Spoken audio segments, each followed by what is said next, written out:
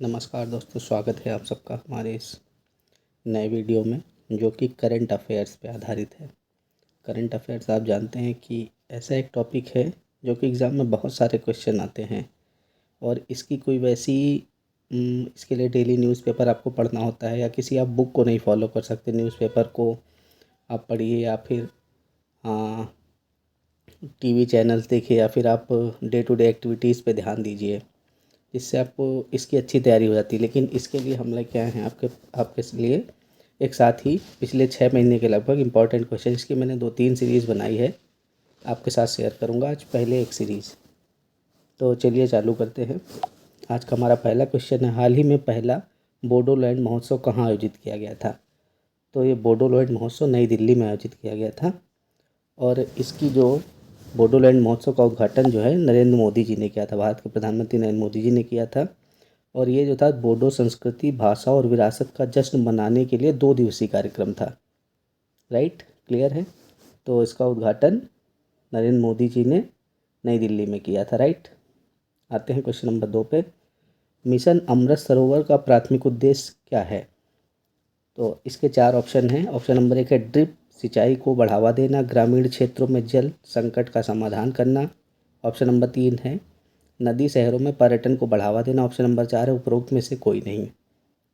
तो जो मिशन अमृत सरोवर का प्राथमिक उद्देश्य है वो है ग्रामीण क्षेत्रों में जल संकट का समाधान करना। तो इसमें ऑप्शन नंबर 2 सही हो जाएगा इसका। राइट, बिल्कुल।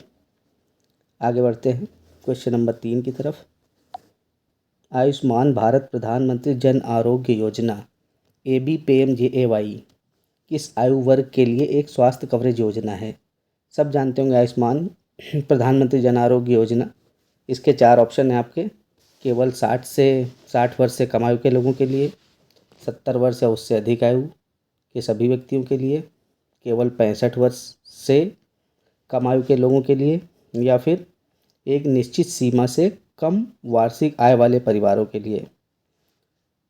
तो इस क्वेश्चन नंबर 3 का सही उत्तर जो है बी पार्ट है, 70 वर्ष से और उससे अधिक आयु के सभी व्यक्तियों के लिए है। राइट, बिल्कुल। इसमें नीचे उत्तर भी लिखा हुआ है।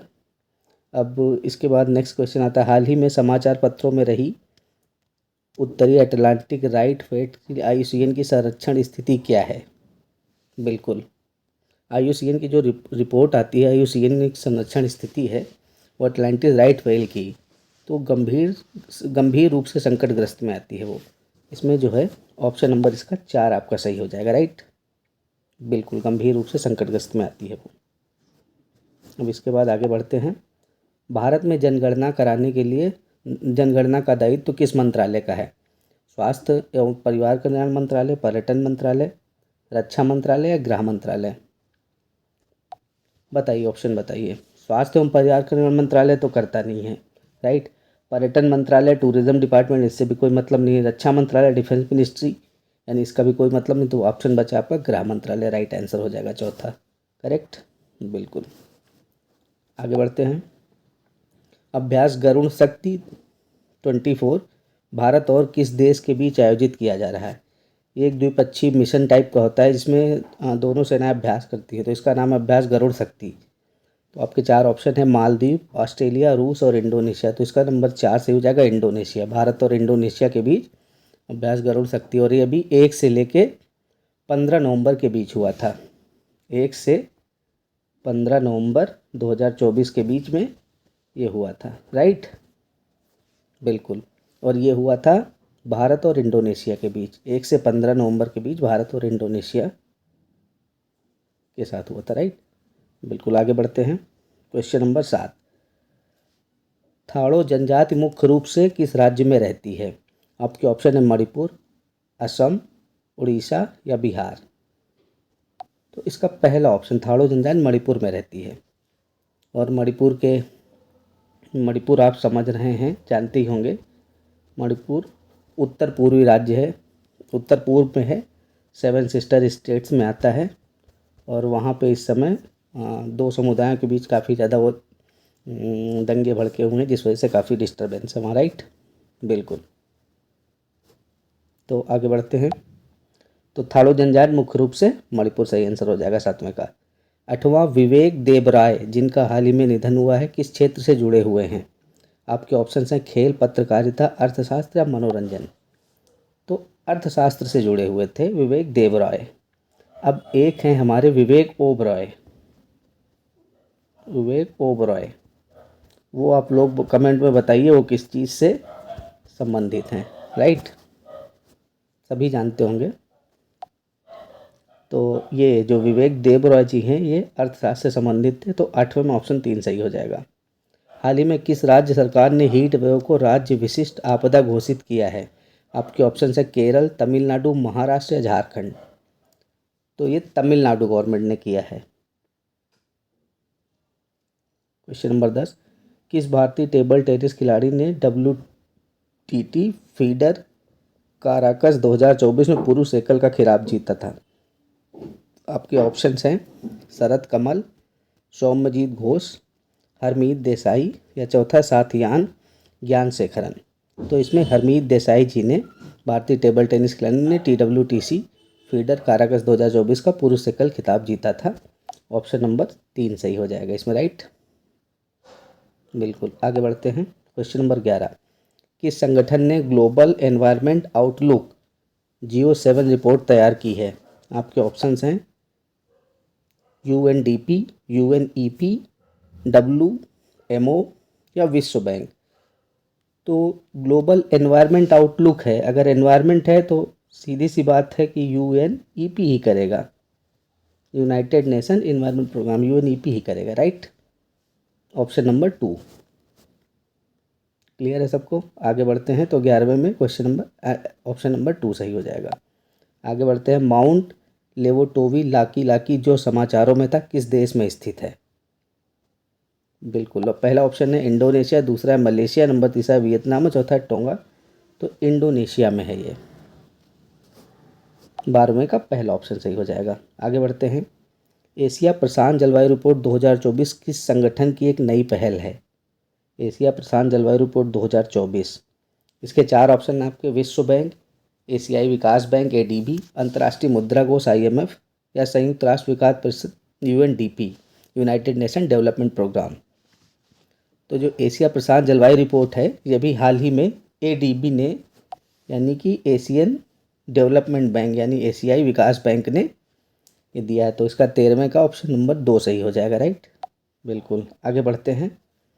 जैन दर्शन को समर्पित विचारों का सबसे बड़ा संग्रहालय अभय प्रभावना संग्रहालय हाल ही में किस शहर में उद्घाटन किया गया है? आपके ऑप्शन है पुणे, इंदौर, विशाखापट्टनम या बनारस। तो इसका ऑप्शन नंबर 1 सही हो जाएगा पुणे। और इसका उद्घाटन किसने किया है? अगर किसी को पता हो तो कमेंट बॉक्स में लिख सकता है, बता दीजिएगा। इसे मैं आपको बता देता हूँ कि नितिन गडकरी जी ने इसका उद्घाटन किया था। पुणे में नितिन गडकरी जी ने इसका उद्घाटन किया था।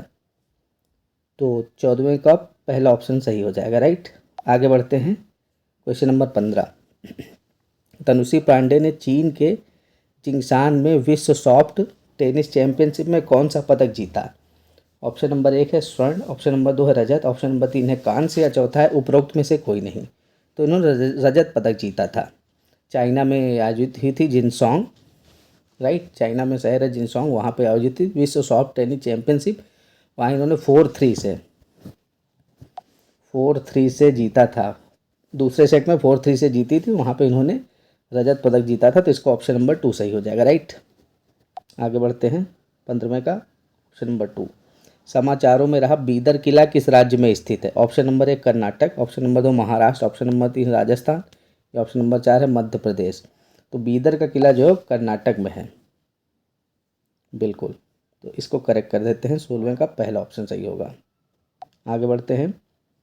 अभी हाल ही में चर्चा में रहा OROP 1 रैंक 1 पेंशन योजना, जिसके कार्यान्वयन के 10 साल पूरे हो गए हैं, किस मंत्रालय से संबंधित है?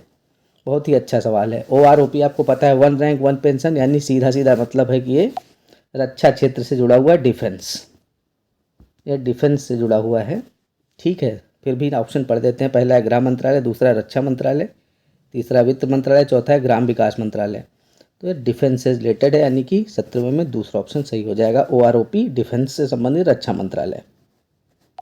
आगे बढ़ते हैं क्वेश्चन नंबर 18। गुजरात के किस शहर को भारत के पहले ग्रीन फील्ड स्मार्ट सिटी के रूप में विकसित किया जा रहा है? ध्यान दीजिएगा, गुजरात के किस शहर को पूछा है। आपके 4 ऑप्शन हैं, अमरोली, भावनगर, मोरबी या धोलेरा। तो ये धोलेरा शहर को विकसित किया जा रहा है, राइट। और मोरबी से अगर आपको याद होगा तो मोरबी में भी कुछ समय पहले मोरबी पुल हादसा भी हुआ था, जहाँ पे गुजरात में एक मेला था, उसमें मोरबी पुल हादसे में कोई पुल गिर गया था, उसमें सैकड़ों लोग मारे गए थे। खैर वो अभी इसका ऑप्शन में था तो हमने डिस्कस कर लिया, इसका कोई मतलब नहीं। 18 में चौथा ऑप्शन होगा, राइट। गुजरात में ग्रीनफील्ड स्मार्ट सिटी के रूप में विकसित किया है, धोलेरा है। आगे बढ़ते हैं 19वां क्वेश्चन। विश्व AMR जागरूकता सप्ताह WAAW 2024 का विषय क्या है?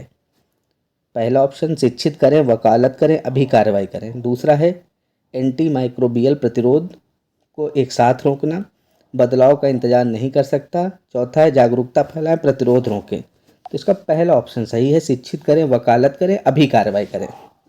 विश्व जागरूकता सप्ताह जो WAAW 2024 था, इसका ये विषय था। तो 19 में पहला ऑप्शन सही हो जाएगा आपका। आगे बढ़ते हैं।